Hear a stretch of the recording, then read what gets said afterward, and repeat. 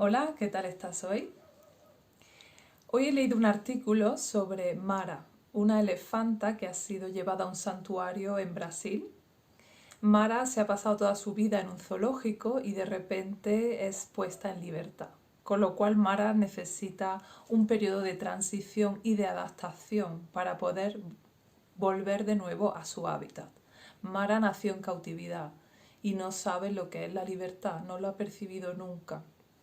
Igualmente, en ese santuario, Mara tiene una amiga que es Rana y han empezado a conocerse, han empezado a compartir momentos juntas. Claro, lo normal que hay en nuestra mente de cuando un animal está encerrado mucho tiempo y se le abre la jaula, la idea un poco intuitiva es que va a salir despavorido, ¿no?, de la jaula, que va a salir rápidamente a retomar esa libertad que le habían quitado. Pero lo normal, cuando el periodo en el que el animal ha estado dentro de la jaula ha sido muy largo o ha sido desde la infancia, nunca el animal sale de esa manera, sino que al revés, al animal le cuesta salir. Le abren la puerta de la jaula y el animal no quiere salir. Llega un momento en que la jaula ya no es tanto física, sino que es una jaula interior. Al final el animal acepta y asume que ese espacio que tiene es el único disponible. Y lo acepta de tal manera que cuando ese espacio se abre y se abren las puertas de la jaula, el animal ya no quiere salir, ya no entiende lo que hay fuera. Se ha habituado y se ha acostumbrado a vivir en cautividad. Pero en cautividad el animal no está en su plenitud de facultades.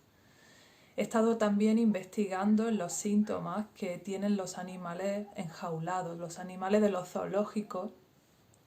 Pierden la fertilidad, les cuesta mucho concebir, los partos se les complican, sufren de trastornos compulsivos, a veces dan vueltas sobre el mismo lugar dentro de la jaula, a veces se dan golpes, a veces se lesionan, a veces se hacen adictos a sustancias, incluso a plantas, a veces incluso a chupar las paredes, ¿no?, la tiza.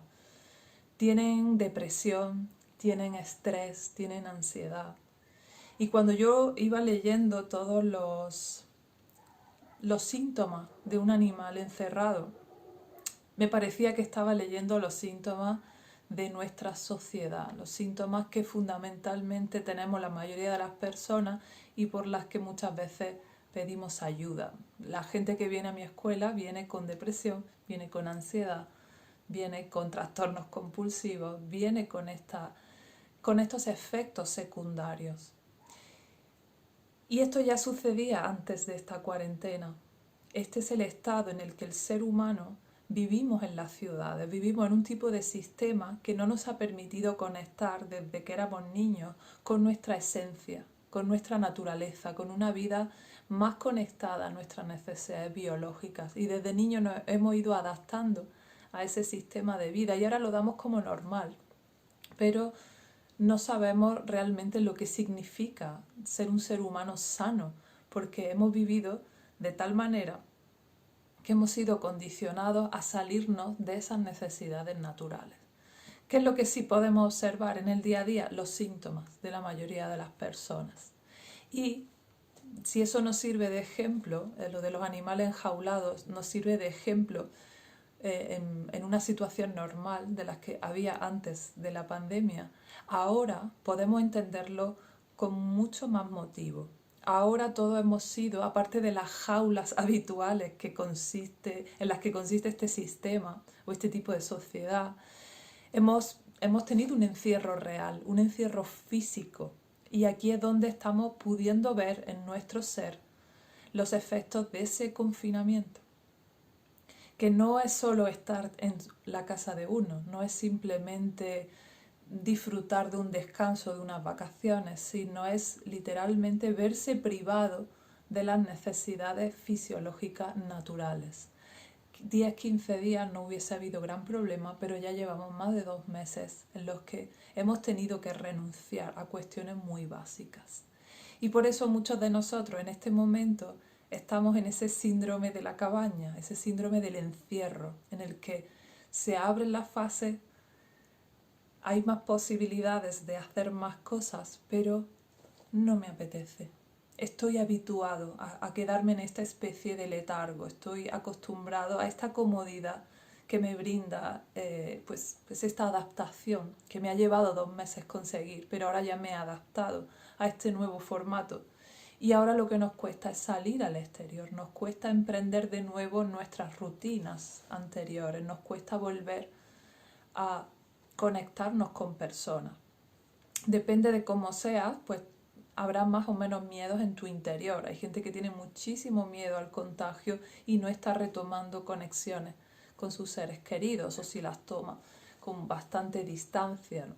Hay personas que están muy concentradas en estos mecanismos de higiene, ¿no? De las mascarillas, las limpiezas. O sea, cada persona se está yendo un poco por aquello que le da seguridad. Ahora tengo que salir, tengo miedo, y como tengo que superar ese miedo, necesito mecanismos de seguridad. Y para muchas personas las mascarillas o los guantes o cierto tipo de acciones les dan esa seguridad de que puedo seguir en el exterior pero protegida. Muchas veces, como ya han dicho muchos expertos, es más una cuestión, a veces incluso peor, ¿no? Lo de los guantes, ¿no? Por darte esa falsa sensación de protección cuando realmente pues, puedes tocar muchísimas más cosas con los guantes puestos, ¿no? Pero de alguna manera todos estamos buscando seguridad, todos estamos buscando poder asimilar esta experiencia y poder salir de nuevo fuera y gestionar todo lo que nos está pasando. Entonces, este letargo, los que estamos así un poco más aletargados, los que estamos un poco más en esa especie de pereza incómoda, que no llega a ser del todo de malestar, pero sí hay algo que no encaja, ¿no? No llega a ser tristeza, sino que es una especie de apatía. La apatía, en mi opinión, siempre viene conectada a la ira no gestionada. Y aquí muchas personas tienen una gran confusión, porque tenemos una idea de la ira distorsionada. Por un lado, pensamos que la ira es una emoción negativa y tenemos una visión negativa de la gente que se enfada. De hecho, prácticamente todas las tradiciones espirituales han puesto a parir a la ira. Como decir, la ira es una emoción. Si te enfadas, no eres suficientemente espiritual, ¿no? Y está lleno, todos los libros sagrados están llenos de pasajes en los que de alguna manera se hace ver que hay que trascender esa ira, y si te enfadas quiere decir que tienes mucho ego o que no eres suficientemente espiritual o no estás en el nivel adecuado, ¿no? Entonces hemos creado una imagen distorsionada de la ira como si fuera algo malo. Luego, en segundo lugar, como tenemos esa imagen distorsionada de la ira, como no nos han enseñado a gestionar la ira de forma adecuada, tenemos los dos extremos. La gente que la exterioriza sin ningún tipo de filtro y es capaz de ser agresiva con otras personas o llegar a hacer o decir cosas que no siente.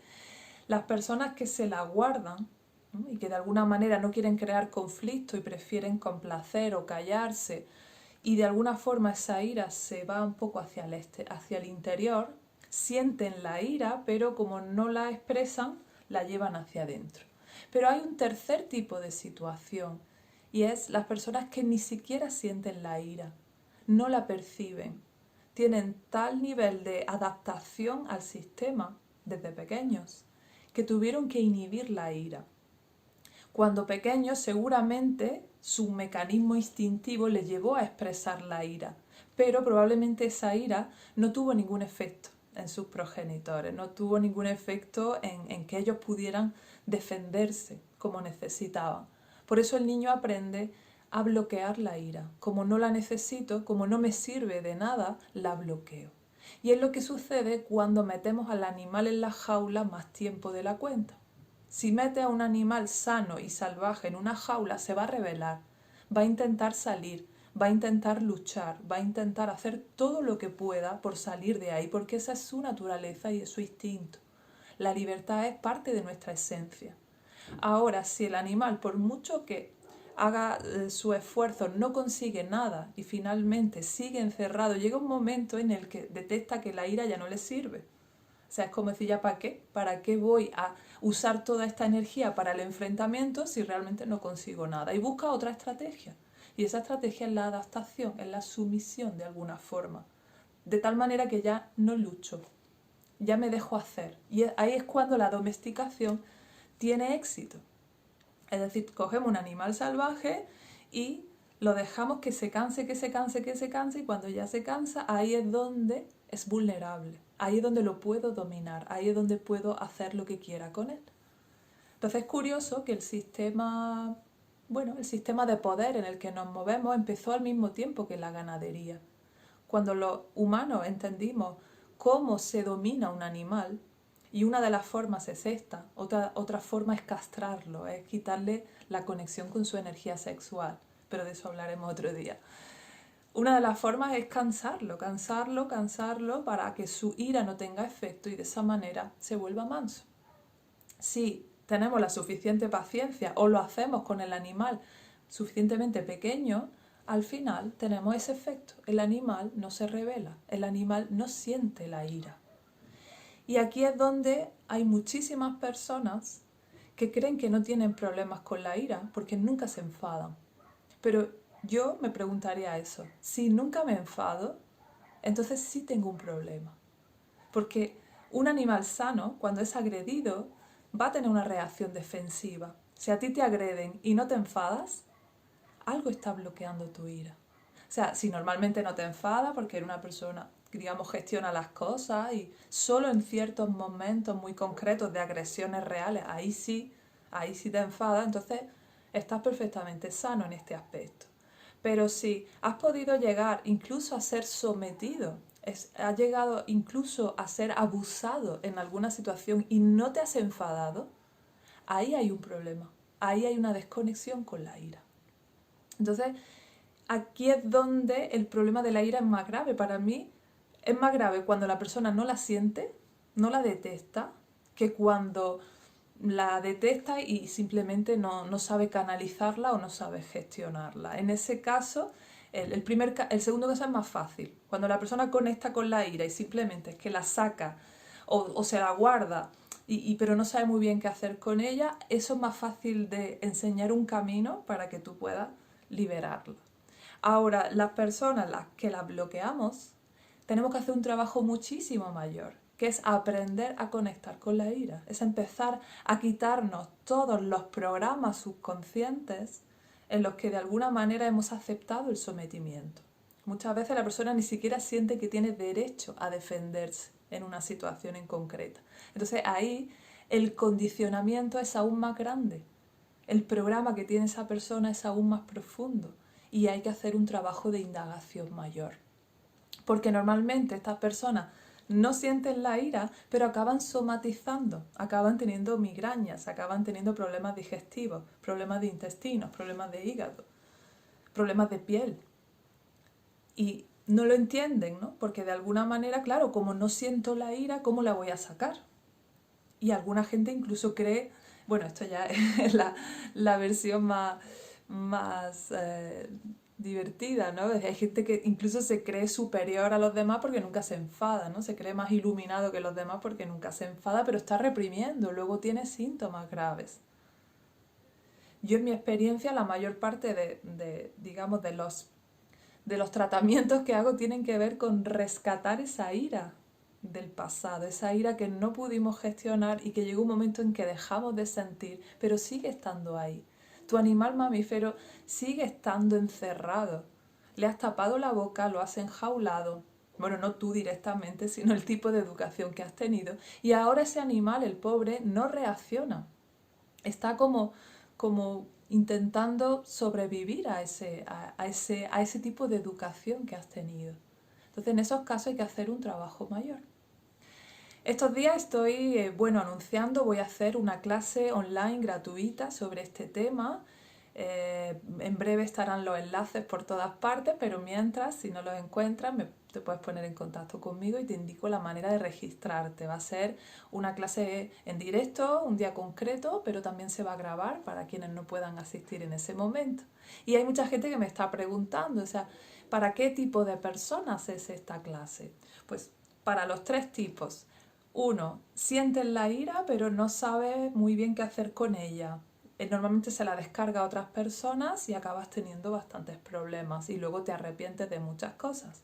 El segundo tipo, la gente que sí que la siente, pero decide tragársela, decide no reprimirla por algún motivo. Y luego está el tercer tipo de personas, que quizá la que más ayuda necesita, que es la que ni siquiera sienten la ira. Si nunca te enfadas, yo sospecharía. Si te pinchan y no saltas, yo sospecharía, porque hay un mecanismo instintivo natural para que tú te defiendas en el momento de la agresión. Así que bueno, estés en el lugar en el que estés, y estoy segura que esta clase va a ser útil para ti porque vamos a desmitificar la ira, vamos a poder conectar. Voy a hacer un ejercicio con vosotros para que podáis conectar con vuestra manera. ¿Cuál es la manera? ¿Qué patrón tengo yo de gestión de la ira? ¿En qué tipo de patrón tengo aprendido? Es posible que ya lo sepas, pero es posible que no. Y vamos a indagar en tu subconsciente para que descubras cuál es tu patrón. Y ya, por supuesto, con las personas que lo deseen, pues probablemente propondré un entrenamiento más largo para poder aprender a gestionar esto. Esta información es útil, pero ya sabéis que hace falta un trabajo profundo. Si quiero resultados profundos, si quiero aprender a gestionar mis emociones adecuadamente, no se hace de un día para otro, sino que es necesario un entrenamiento. Así que te daré todas las pautas que necesites para poder aprender a poner la ira en su lugar, de manera que te permita expresarla con compasión cuando lo necesites, liberarla creativamente a tu aire si es muy fuerte, y la ira te puede servir y te va a servir como chispa vital. La ira va a ser la emoción que ponga en marcha tu motivación para moverte en el mundo. Si soportas la injusticia una y otra vez y no reaccionas, acabas perdiendo tu autoestima. Así que te espero en ese webinar que tengo muchísimas ganas de hacer y que espero que sea muy útil para todos. Muchas gracias, hasta pronto.